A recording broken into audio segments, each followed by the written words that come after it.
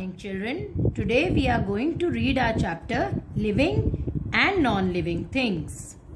The aims of teaching this lesson are to differentiate between living things and non-living things, to understand the living things that they can move, grow, breathe and need food. They feel happiness, pain and sorrow. We'll start with the activity. Name the things which can move themselves and grow. You need to observe this picture, and from this picture you need to tell which all things can move themselves and they can grow also. Moving ahead with the chapter. In our daily life, we see a number of things. They may be natural or man-made, living or non-living. Natural things are things that are made by nature, like the sun, air, water, plants, animals and rocks. They may be living or non-living. Natural things वो चीज़ें होती हैं जो nature ने हमारे लिए बनाई हैं, जैसे कि सन, एयर, वाटर, प्लांट्स. ये कोई मैन मेड चीज़ें नहीं है, कोई आदमी नहीं बना सकता. ये गॉड गिफ्टेड होती हैं, नेचर ने हमें प्रोवाइड की हैं. Man made things are things that are made by humans. ये वो चीज़ें हैं, मैन मेड थिंग्स वो चीज़ें हैं जो ह्यूमन बीइंग्स बना सकते हैं, जैसे कि house, car, book. And human made things are non living things. जितनी भी ह्यूमन मेड थिंग्स होती हैं वो नॉन लिविंग थिंग्स होती हैं. Living and non living things. All living things have life. Plants, animals and human beings are living things. The sun, moon, mountains and all human made things like pens, books and pencils are non-living things. जितनी भी living things हैं उनमें life होती है, जैसे कि plants, animal और human beings हैं वो living things हैं क्योंकि उनमें life है. और जितनी भी non-living things हैं उनमें कोई life नहीं होती, जैसे कि pen, book, pencils, इन सब में कोई life नहीं है. Living things differ from non-living things in many ways. Let us now study the features of living things which make them different from non-living things. Now again a small activity you have to do. Have you ever been to a park? Now look at this picture of a park and write the name of living things and non-living things from here. Look at this picture. इसमें जितनी भी living things हैं और non-living things हैं, you can write them here in the boxes. Plants, fact box. Plants are also living beings like us. They do not move from place to place, but they need air and water. Plants हमारी तरह ही living beings हैं. वो अपनी जगह से चल नहीं सकते, इधर उधर जा नहीं सकते, लेकिन many parts of the plants move and they also need air and water. That is why they are called living things. Now coming to the features of living things. Again activity time. Have you seen books and tables move on their own? Can you see books and tables moving? No, because they are non-living things and we need to push them or pull them to move. Living things move.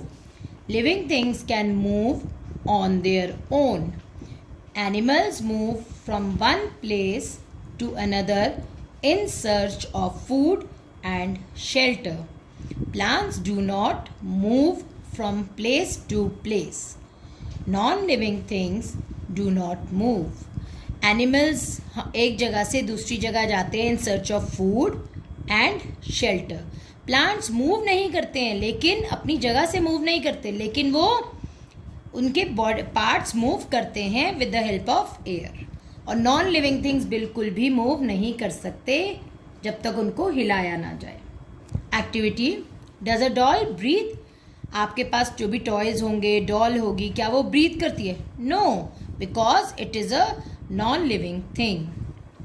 Second feature of living things is living things breathe. All living things need air to breathe. Human beings and animals breathe through their nose. Plants breathe through tiny pores in their leaves. These are called stomata. Non-living things do not breathe. सारी living things breathe करती हैं air. They need air to survive.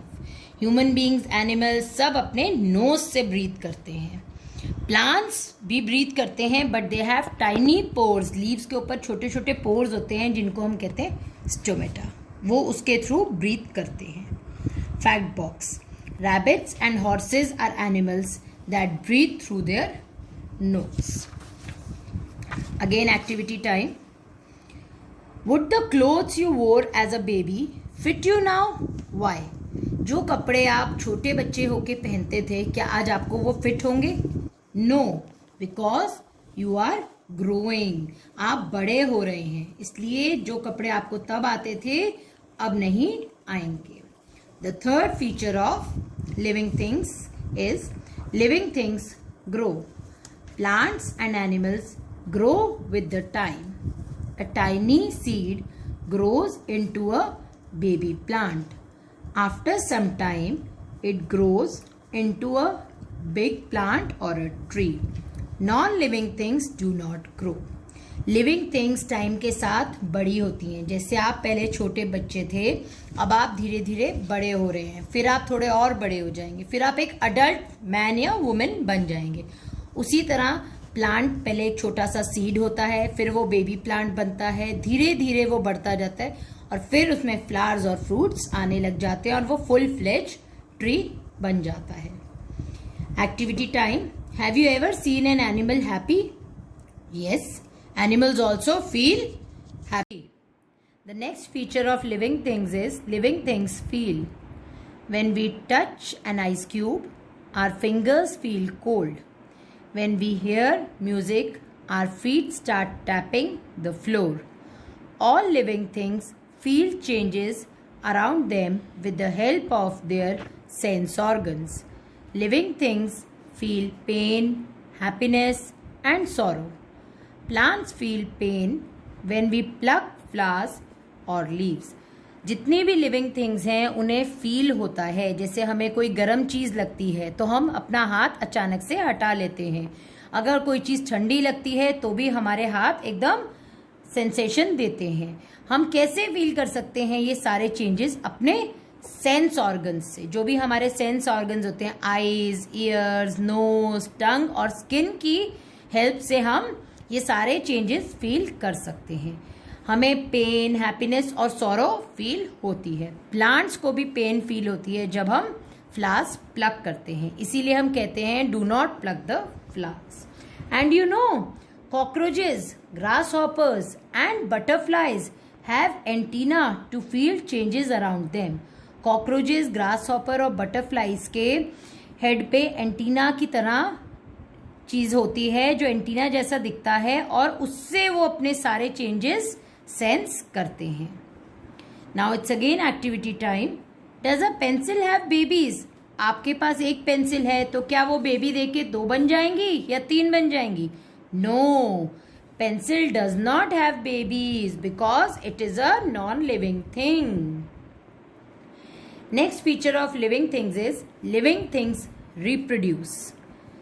All living things reproduce young ones like themselves. Insects, birds and some other animals like snake and frog lay eggs from which babies come out. Human beings give birth to babies directly. Non-living things do not produce. Reproduction एक ऐसा process होता है जिससे human जो living things हैं वो अपने जैसे ही बेबीज को प्रोड्यूस करते हैं, बर्थ देते हैं. जैसे कि hen produces chick, woman produces baby, dog produces puppy, and a cow produces calf. Now let's sum up the chapter. We see living and non-living things in our surroundings. Living things are different from non-living things. Living things can move, breathe, need food, grow, feel, and reproduce. Non-living things do not move, breathe, do not need food, water, grow, feel, or reproduce. I hope you must have understood the chapter by now, and I will introduce some new terms introduced in the chapter. Stomata. Stomata क्या होते हैं? Tiny holes in the leaves. Leaves के lower side में जो tiny holes होते हैं जिसके through वो ब्रीथ करते हैं और गैसेज एक्सचेंज होती हैं, that is called stomata. Reproduction, the process of producing babies और यंग वंस. रिप्रोडक्शन का मतलब होता है वो प्रोसेस जिससे बेबीज और यंग वंस प्रोड्यूस करते हैं, either by giving birth to babies or laying eggs. Movement, an action of moving the body or any part. Movement means कोई भी बॉडी पार्ट या पूरी बॉडी को जब हम मूव करते हैं, that is called movement. I hope you have understood the chapter and got the concept properly. Thank you.